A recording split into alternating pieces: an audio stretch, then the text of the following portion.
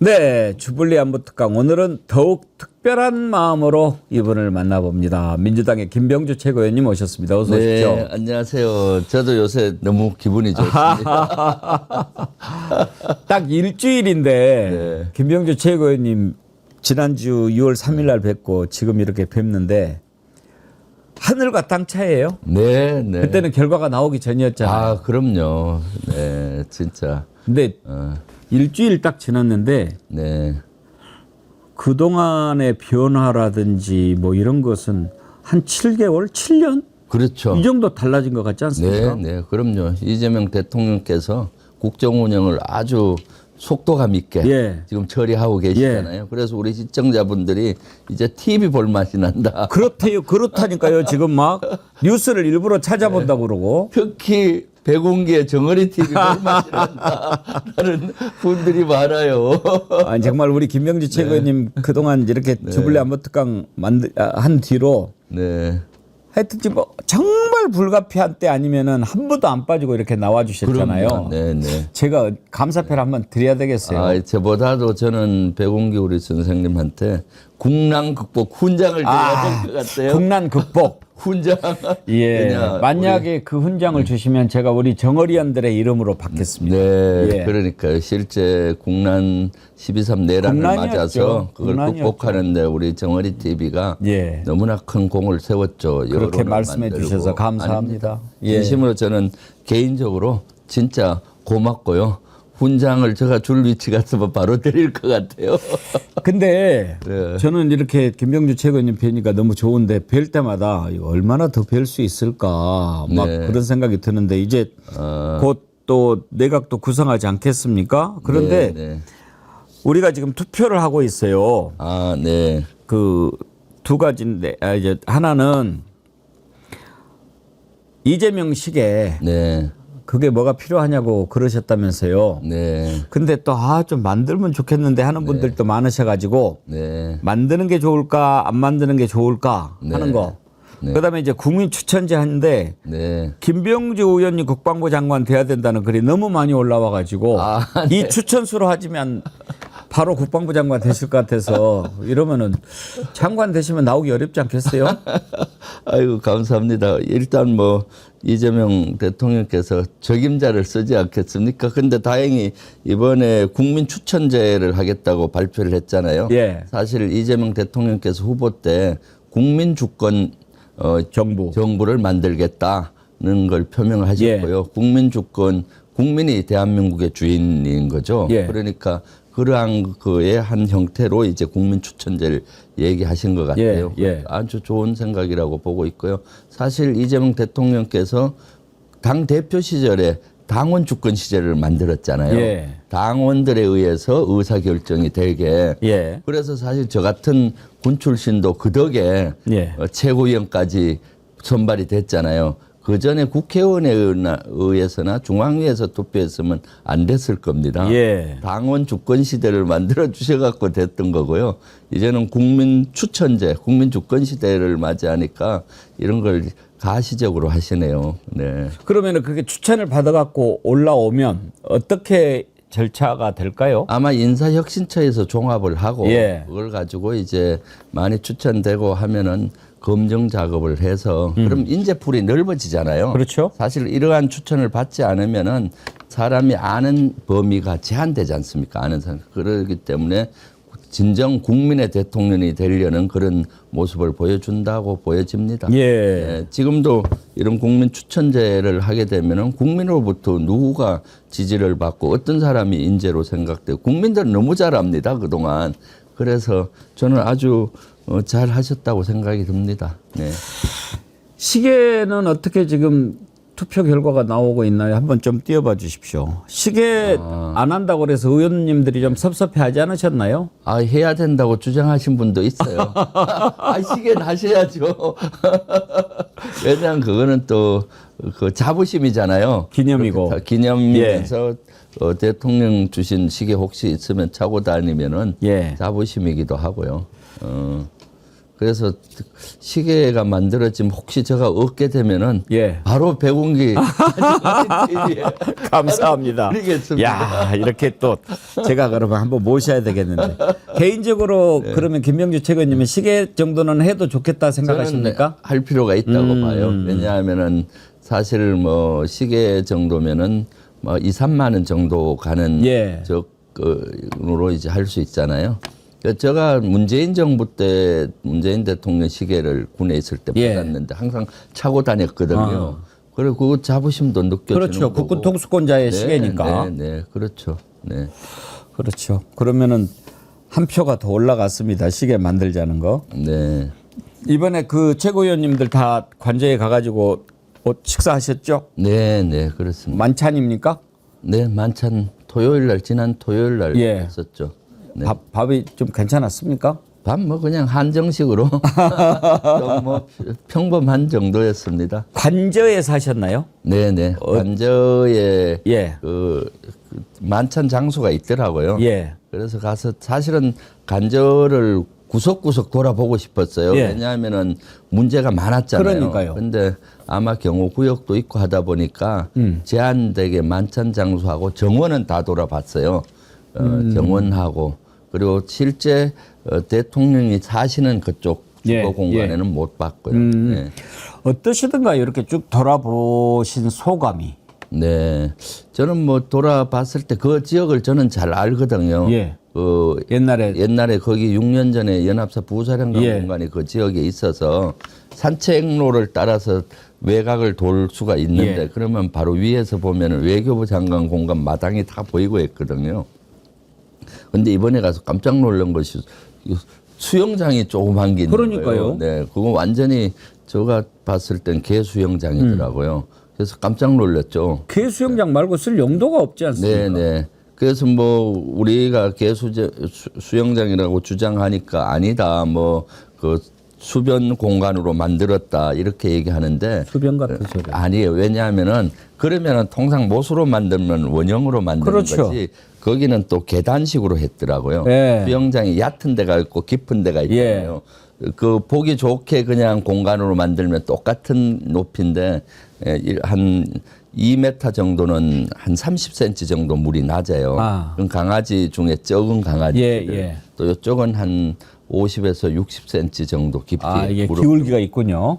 계단이더라고요. 계단으로. 예, 이쪽은 수영장이 통상 그렇지 않습니까? 그렇죠. 예. 깊이 낮은 데가 있고 그렇게 돼 있고 또 대리석이 옆에 쫙 깔려 있고 놀다가 거기서 할 수 있게 이렇게 돼 있는 거죠. 저 예. 보시다시피 만약에 사람이 뭐 발을 담그고 한다면은 저기 그 앉을 수 있는 공간이 있는데 그런 게 없더라고요. 예. 네. 오히려 저거 수변 공간으로 하게 되면은 약간 펜스 같은 걸 해서 사람이 헛디지면 혹시 빠질 수가 있잖아요. 그런 시설을 해놔야 되는데 그런 게 전혀 없고 강아지나 개들이 놀다가 바로 수영하고 이렇게 할 수 있게 돼 있어서 그리고 저는 그때 우리 의원들이 토의를 해봤어요. 이게 무슨 공간인가. 이 대다수가 이거는 강아지 수영장, 개 수영장. 누가 봐도 그렇죠. 그런데 네. 저는 궁금한 게 이제 저런 그 개 수영장 또 반려묘 뭐 이렇게 수영하고 뭐 그렇게 하게 만든다. 네. 하려면 자기 돈으로 해야 되는 거 아닌가요? 그럼요. 사실 저도 공간 생활을 했잖아요. 예. 장군이 되면 공간 생활을 하거든요. 관사도 마찬가지고요. 그때 자기가 필요한 것은 자기 돈으로 쓰고 갈 때 본인이 돈으로 철거하는 거거든요. 그러니까요. 우리가 아파트를 들어가든 요 사무실을 들어와도 렌탈해서 들어와도 이런 데코레이션은 본인이 하고 갈 땐 또 원위치 해주고 가지 않습니까? 그것이 관례인데 저것은 사실 강아지 수영장, 개 수영장이었으면은 본인이 다시 본인 돈으로 해야 되는 거고 갈 때도 원상복구를 해야 되는 거죠. 하여튼 공사 구분 개념이 없는 자들이에요. 네네. 저건 누가 또 고발 안 할까요? 저것도 참 문제가 저거는 많은데. 일단 저는 수사를 해야 된다고 봐요, 조사를. 예. 왜냐하면 저기에는 사실 상당히 제가 봤을 때는 고가의 그 자재들이 들어간 것 같고 또 예산이 많이 들어갔을 걸로 보여요. 그리고 개 수영장 아니라고 하는데 제가 인터넷에 가서 보니까 실내 개 수영장 모형이 있더라고요. 크기가 꼭 크기예요. 예. 실내 그런 개 수영장을 만들어 놓은데 인터넷에 나오더라고요. 꼭 크기로 그런 형태로 만들더라고요. 그러면 개 수영장이 아니라고 하는 소리는 개소리라고 치부해도 되겠네요. 저는 그렇게 개인적으로는 생각해요. 예. 실제. 네, 그건 금방 밝혀질 거 아니겠습니까? 그러니까요. 네, 네. 왜냐하면은 그 시공업체의 그 용도 그런 걸 지을 때 용도를 얘기할 거 아닙니까? 그런 걸 조사하면 금방 나오는 거죠. 혹시 관저에 스크린 골프장이 있던가요? 그것을 찾아봤는데 저희가 간 공간은 만찬장소하고 저기만이라서 다 못 돌아봤거든요. 대통령실 관계자들은 알 텐데 좀 안 물어보셨어요? 그때가 화요일이라서 대통령과 우리 의전 비서관 이런 분들이 간 지가 하루 이틀밖에 안 됐을 때요. 아직 다 모르겠다 그러더라고요. 네. 그것도 있기는 있을 것 같은데요. 네. 그래서 조만간에 필요하면은 그 경호처장이 황인건 예비역 대장이 들어갔는데 한번 협조를 해서 그 안에 예를 들면 육군 총장 공간을 뺏어서 들어갔고 연합사 부사령관 공간은 비서실장이 들어갔고요. 해병대 사령관 공간은 경호처장이 들어갔잖아요. 그래서 그 안을 한번 돌아보고 싶어요. 대통령 간접뿐만 아니라 나머지 시설은 돌아볼 수 있을 것 같은데 도대체 어떻게 했는지. 네. 그 황인권 경호처장은 우리 최고위원님하고 어떻게 되시나요? 저보다 한두 해 그 미치죠. 후배군요. 후배고요. 군대 생활할 때 같이 하셨어요? 같은 동시대에 했었고요. 어떤 분입니까? 아주 뭐 강직하시고 정령 결백하고 업무 잘하는 그 성격도 원만한 적임자를 저는 뽑았다고 봅니다. 예. 네네.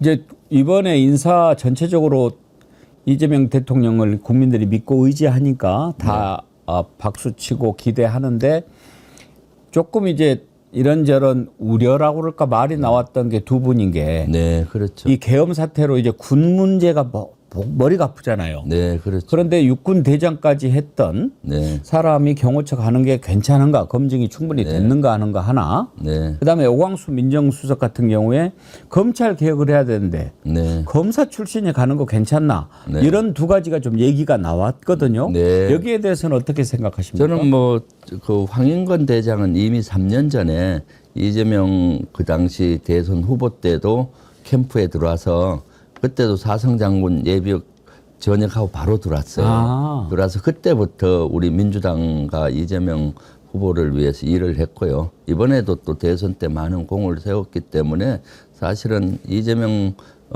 대통령의 의중과 의지를 누구보다도 잘 아시는 분이고 또 강직한 분이기 때문에 오히려 잘 됐다. 왜냐하면 경호처를 혁신해야 되잖아요. 개혁도 하고 그렇기 때문에 잘 갔다고 보고요.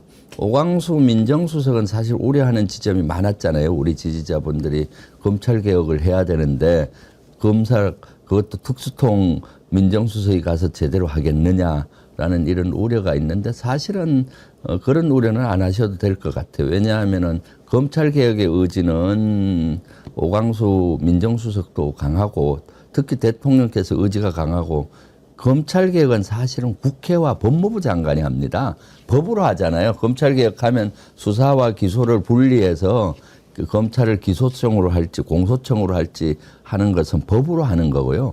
그 구체적인 또 방법은 시행령이나 이런 것들은 법무부 장관이 하는 거기 때문에 사실 검찰 개혁은 이렇게 국회와 법무부 장관이 하는 거고 그러다 보면 검찰에서 반발이 많을 거 아니에요. 그럼 민정수석의 역할은 대통령의 지시나 의중을 따라서 검찰을 때에 따라서 달래기도 하고 또 얼러주기도 하고 이런 역할이 하는 거거든요. 그렇기 때문에 저는 오히려 검찰개혁에 적절한 하면서도 불만을 또 어느 정도 무마를 하면서 가야 되잖아요. 그런 역할을 충분히 할 거라고 저는 보고 있고요. 또 이재명 대통령을 우리가 믿고 그렇습니까? 기다려봐야 되지 않겠습니까? 네네. 그렇게 생각하는 분들이 훨씬 이제 거의 대부분이에요. 네네.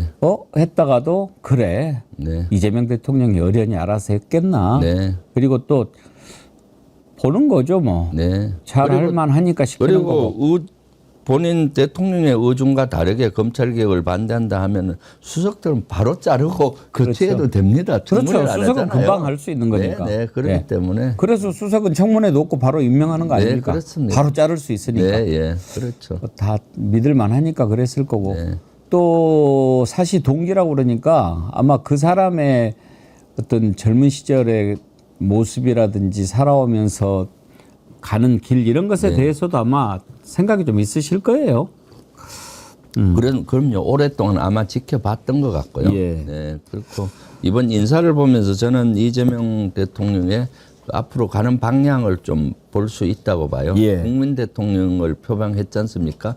통합의 의지가 잘 나타났고요. 예를 들면 우상호 정무수석 같은 분은 여야를 아울러서 이렇게 잘 협조할 뿐이고, 그다음 능력 있는 분들을 다 포진을 시켰더라고요. 능력과 통합 이런 전체적인 메시지가 잘 녹아 있다고 보여집니다. 네. 하나 더 여쭤보고 다음으로 넘어갈게요. 지난번에 그 관저 만찬 때 네.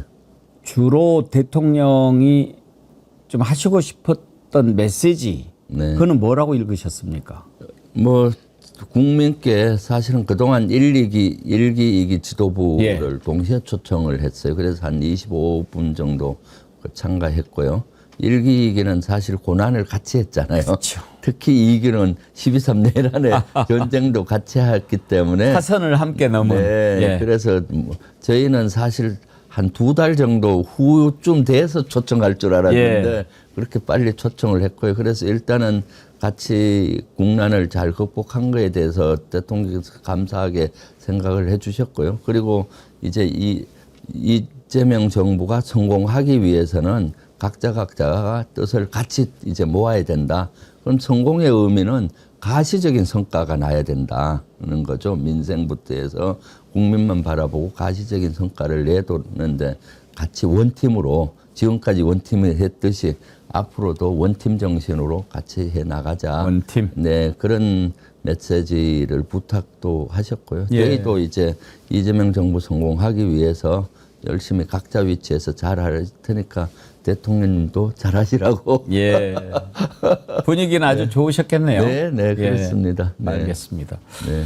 이제 국회에서 특검법 다 통과가 되지 않았습니까? 3개. 네, 오늘 그렇습니다. 국무회의에서 났나요? 오늘 아직 국무회의 소식은- 상정되는 걸로 알고 예, 있거든요. 상정은 됐다고 네, 그러고. 네, 아직 제가 제가 됐다는 소식은 아직은 못 조금 들었는데. 걸릴 겁니다. 국무회의 끝나고 뭐 하니까. 오늘 어쨌거나. 되겠죠? 네, 네. 저는 오늘 된다고 봅니다. 그러면 이제 바로바로 하는데 이번에 보니까 법에 아예 딱 언제까지 이렇게 기간이 정해져 있던데요? 네, 그렇습니다. 왜냐하면 그걸 무한정할 수가 없고 예. 또 특히 내란 특검법 같은 경우는 빨리 해야 되기 때문에 그런 기간이 명시되고 대신 검사 인원들을 많이 좀 늘렸습니다. 예. 그래서 빨리 될 수 있게. 그래서 오늘 아마 발의가 되면은 바로 특검 추천이 돼서 예. 임명되면은 바로 속도감 있게 가지 않겠나 싶습니다. 사실 특검이 3가지지만 다 이렇게 좀 연결이 돼 있는 게 많잖아요. 결국은 윤석열, 김건희가 한 거니까. 김건희로 기결이 되는 거죠. 이런 거를 중복 같은 것을 방지할 수 있는 장치가 있을까요? 글쎄, 그거는 뭐 특검끼리 나중에 서로 협의하지 않을까 싶네요. 예. 네, 그런데 중복되는 것도 있지만은 사실 내란은 내란의 폭을 예. 맞추는 거고 김건희하고 명태균 그쪽 특검 쪽은 거기에 맞추는 거고요. 또 최혜병 특검 같은 경우는 이제 그 경로와 또 김건희 물론 다 결국은 윤석열과 김건희로 향해 있죠. 네. 이제 최종적으로 단죄가 내려지겠지만 그 전에 정말 국민들이 궁금해하는 거, 미스테리, 네. 이제 이런 것들이 밝혀질 것을 생각하니까 특검에 거는 기대가 정말 상당합니다. 네. 도대체 7070 그 번호는 누가 쓴 것인가? 그렇죠. 어쩌다가 바뀌게 됐는가? 네. 너무너무 궁금하지 않습니까? 그럼요. 이런 것들 경로했다는데 어떻게 예. 경로해서 했냐? 예. 뭐 특검하면 다 나오겠죠? 나오죠. 네. 전 나온다고 봅니다. 예. 네.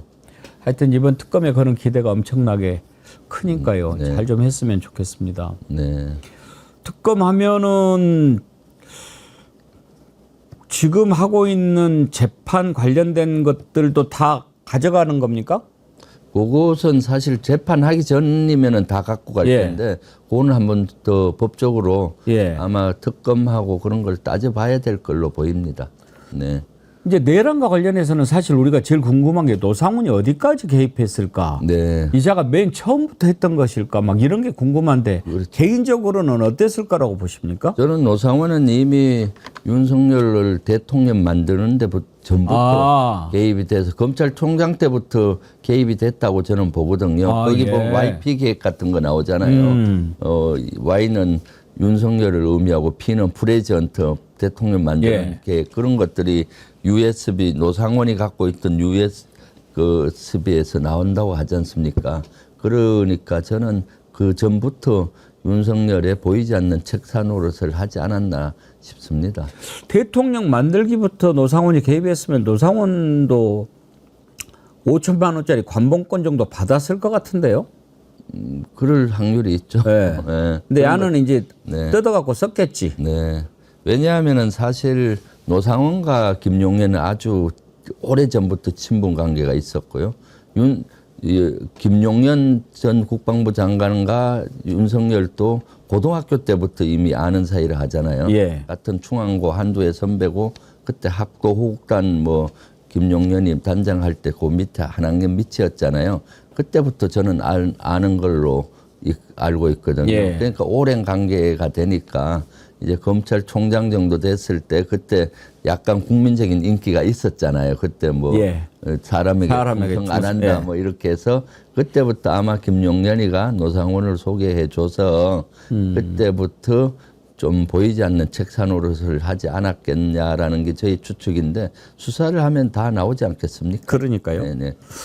알겠습니다. 특검에 거는 기대가 정말 강렬하니까 민주당이 이제 또 그런 국민들의 열망도 잘 좀 받아주셨으면 하고 지금 12일 날 국회에서 대통령 재직 중에 재판 중지하는 형사소송법 개정안 처리할 거라고 했는데 방금 전에 속보 들은 거 보니까 네. 좀 보류했다면서요? 네, 그렇습니다. 이유가 있습니까? 그것은 이제 12일 날 원래 본회의를 열고 통과하려고 했는데 13일 날 원내 지도부가 뽑히거든요. 원래 12일 날 원내 지도부를 뽑기로 돼 있었는데 본회의랑 겹쳐서 예. 13일 날 했는데 그래서 지금 박찬대 원내 지도부가 본인들이 다 십자가를 지고 해결하고 가겠다 하고 좀 속도감 있게 추진했는데 예. 사실은 뭐 그렇게 서두를 필요가 좀 없어졌죠. 지금은 조금 더 여유를 갖게 왜냐하면 너무 서두르다 보면 그렇지 않습니까? 그래서 다음 지도부가 이번 주 금요일 날 선발되니 예. 다음 지도부가 그걸 책임감 있게 좀 추진하자 이런 취지에서 조금 연기됐다고 보면 됩니다. 네, 그렇군요. 네. 저는 또 무슨 다른 이유가 있나 왜냐하면 했는데. 본회의를 통과하더라도 또 그 다음 지도부가 나머지 대통령실로 보내고 뭐 후속 조치를 다 또 해야 되잖아요. 예. 그러니까 새 지도부가 책임감 있게 갖고 가는 것도 나쁘지 않다 봅니다. 네, 네. 이제 양 당의 새로운 이제 변화가 있지 않겠습니까? 저쪽은 지금 뭐 난리가 났으니까 시간이 많이 걸릴 것 같고 그런데 그 와중에도 이제 여당 됐으니까 법사위원장 우리 주라고 그렇게 또 이야기를 그러니까요. 뭐 그쪽에서는 그렇게 얘기할 수 있죠. 그런데 말도 안 되는 겁니다. 원래 미국은 상임위원회 이렇게 안 나눠주잖아요. 상임위원회는 그 한쪽에 독식하는 구조가 돼 그러니까요. 있죠. 총선에서 다수당이 되면은 다 가져가는 다 거죠. 갖고 가는 예. 그런 구조. 지금 보면 그게 맞다고 보여져요. 후반기엔 아예 그렇게 가는 게 어떨까요? 네. 그렇게 가는 것도 한 방법이죠. 예. 그래야 좀 더 속도감 있게 모든 업무 처리가 되니까요. 아니 그냥 저쪽에서 갖고 있는 상임위원장 갖고 있는 자리 가면은 진도가 안 나가니까요. 네. 그냥 뭐 딴지만 걸고 그렇죠. 자꾸 엉뚱한 소리만 하고 그러니까. 그러니까 굳이 지금 그럴 필요가 국방위 있나? 원장이 저쪽이잖아요. 예. 국민의힘. 예. 언제 국방위가 열었는지 까마득해요. 그러니까요. 아니 사실 상임위원장이 마음먹기에 따라서는 회의를 대충 가오게 해버릴 수도 있고 실속 있는 회의를 만들 수도 있고 그러지 않습니까? 그럼요. 그런데 얼마나 지금 국방위원회가 중요한데 사실 개업 날 줄 알았으면 우리가 그쪽 좋겠습니까? 그럼요. 네. 성일정 위원장이죠? 네, 네. 아이고 참, 그러니까요. 그것도 참 답답해요. 그나저나 국민의힘은 어떻게 될 것 같습니까? 이렇게 보시기에 아이고 점점 깨질 것 같습니까? 점점 쪼그라들 것 같고. 쪼그라드는 거는 기정사실이고. 네. 참 오늘 그 아침에 이재명 대통령 시진핑 국가주석하고 통화를 했다고 그래요? 네네. 들으셨죠? 네, 예. 얼마나 통화하셨어요? 제가 방송 들어오느라고 못 봤는데. 그거까지는 제가 체크를 못했는데 예. 실제 어저께 또 일본하고 통화했잖아요. 예. 하고 중국 시진핑하고 통화하고 이제 정상으로서 정상 외교를 발빠르게 하고 있다고 보여지고요. 예. 그 시진핑 고 뉴스는 저도 업데이트를 아직 못한 상태입니다. 네. 시진핑 주석하고 통화함으로써 이제 미국, 일본, 중국 네. 이제 세 정상과 다 통화를 한 거 아닙니까? 네, 네. 성공적인 외교 출발이라고 평가할 수 있지 않을까요? 그럼요. 주변 삼강과 다 한 예. 거지 않습니까? 러시아는 지금 특수한 상황이니까 우크라이나하고 중이고. 전쟁 중이니까 통하기가 쉽지는 않고요.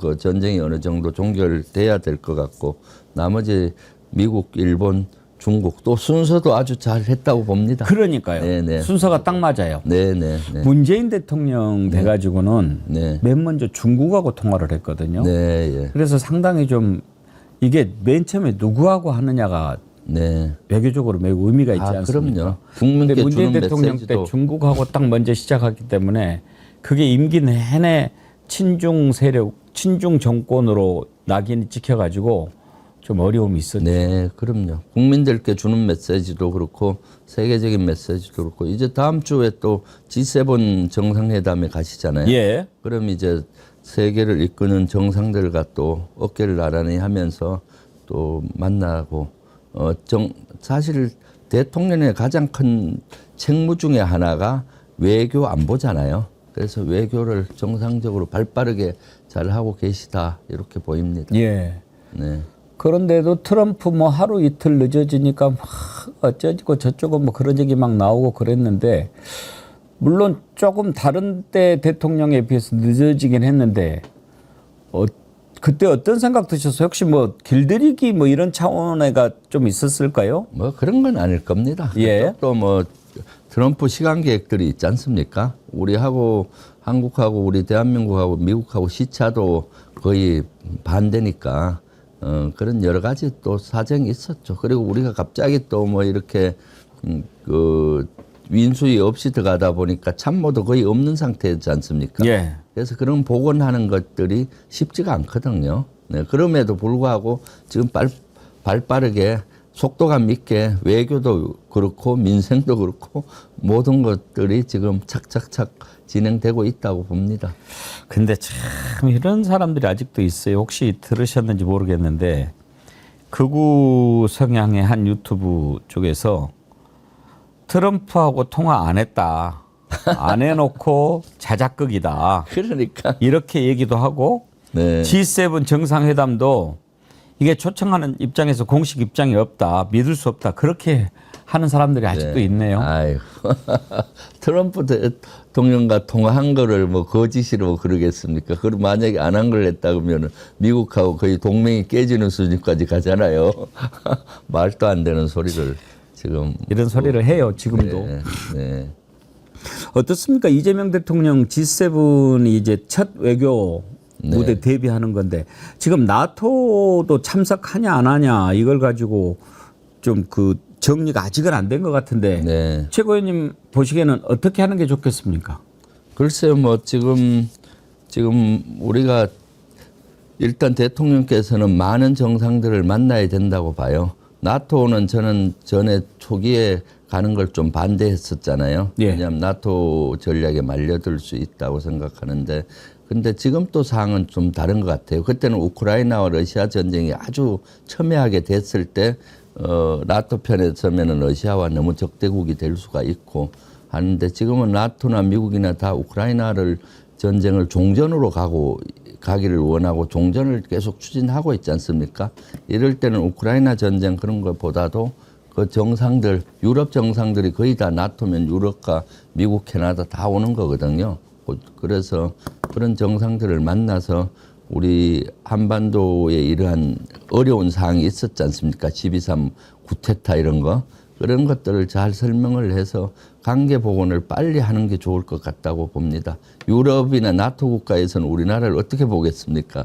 선진국이라고 생각했는데 쿠데타가 일어난 나라로 이렇게 인식되잖아요. 그런데 다행스럽게는 복원력이 빨라서 새로운 대통령이 다시 뽑히고 했기 때문에 이런 것들을 빨리 해서 복원이 돼야 되지 않나 하는데 나토 가시는 거는 장단점은 확실히 있습니다. 네.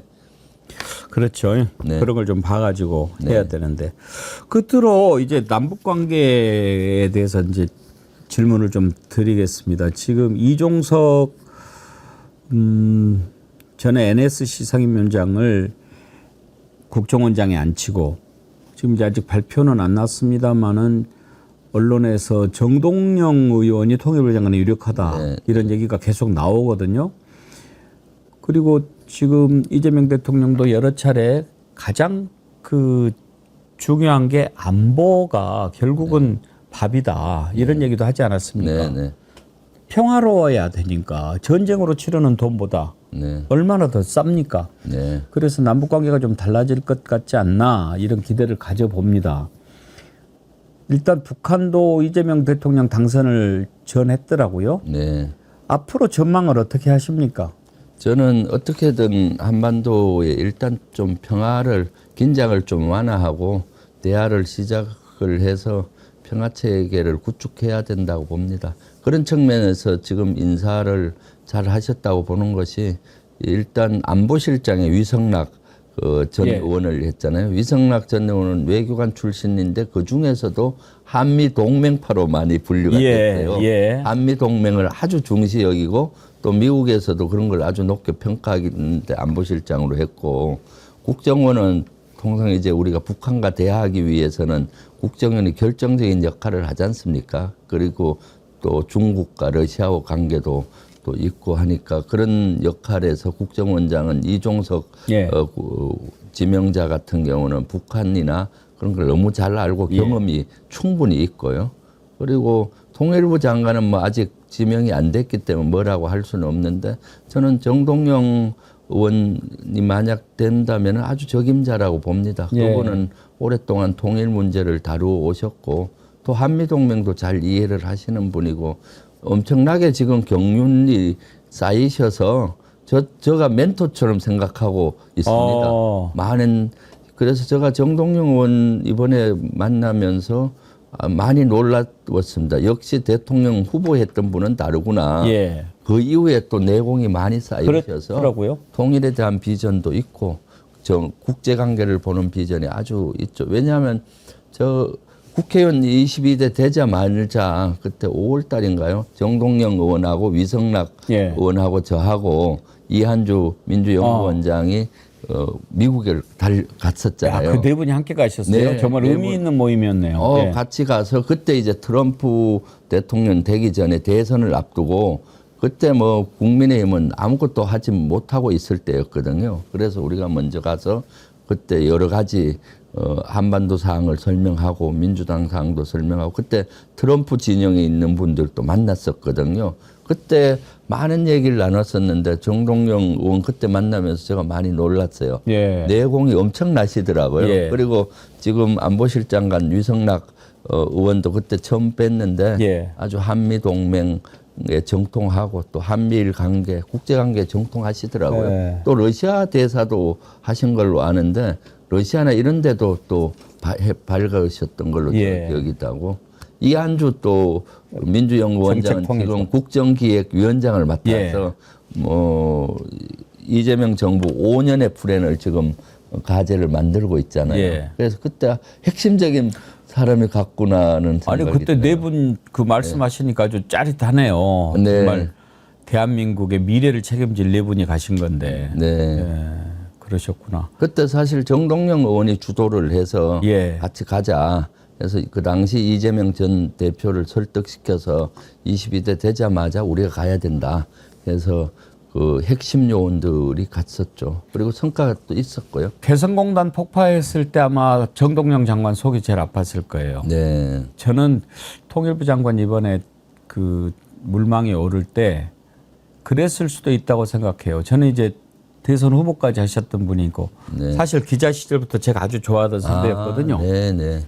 또 대변인 할 때 우리가 또 정치부 출입 기자였고 아주 참 오랜 세월 같이 했는데 지난번에 이렇게 나오셨을 때 대선 출마할 생각이 있느냐 그랬더니 정색을 하면서 네. 이제 자기는 그 생각은 버렸고 네. 기회가 주어진다면 통일과 관련해서 내가 못다한 일들을 다시 한번 해보고 싶다 그 얘기를 하시더라고요. 네. 그래서 이제 그때 뭐 통일부 장관을 한번 했으니까 장관 얘기는 아니고 뭔가 그것과 관련된 일을 해보고 싶다는 말씀이겠거니 했거든요. 네. 그런데 통일부 장관이 이렇게 얘기가 나와서 저거는 이재명 대통령한테 본인이 건의했을 수도 있겠다. 네. 이러이러한 내가 플랜을 가지고 있는데 어떻게 생각하시냐.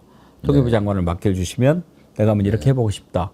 이렇게 해서 됐을 수도 있겠다 싶어요. 네. 정동영 의원은 뭐 통일 분야는 오랫동안 고민을 하신 분이라서 제일 정통하시죠. 예. 저는 정동영 의원이 그 지명을 받았으면 저는 개인적으로 참 좋겠다는 생각을 듭니다. 예. 앞으로 한반도 평화 체계를 만들어 가는 데 있어서는 제일 큰 역할을 할 수가 있다라는 생각을 하고 있습니다. 네. 알겠습니다. 이제 한번 또 기대를 해보고 제가 우리 주불리 안보 특강 시작한 뒤로 오늘같이 참 마음 편하고 그렇죠. 화도 안 내고 맞습니다. 진행해본 게 처음인 것 같습니다. 네, 그동안 스트레스나 뭐 이런 게 너무 많았잖아요. 예. 주제도 그렇고 맨날 윤석열 그 참 무도한 이런 행위들에 대해서 우리가 분노하고 그랬는데 너무 감사합니다. 감사드리고요. 신상의 변화가 생기기 전에는 계속 나와주세요. 아이 당연하죠. 예. 지금 김병주 의원님 후원 계좌가 나가는데 네. 아니 아직도 다 안 채워졌어요? 네. 오. 이야, 김병주 의원님이 맨 먼저 채워질 걸로 알았는데 여러분들 네. 저 이렇게 잘생기신 분은 팍팍 후원을 좀 해주세요. 예. 우리 훌륭한 정치는 훌륭한 유권자가 만드는 겁니다. 여러분들께서 많이 후원해 주시기 바랍니다. 예, 오늘 말씀 감사합니다. 이 다음 주에는 또 더 풍성한 주제로 얘기하도록 하지요. 네, 그렇게 하겠습니다. 감사합니다. 깨어있는 시민의 조직된 힘입니다.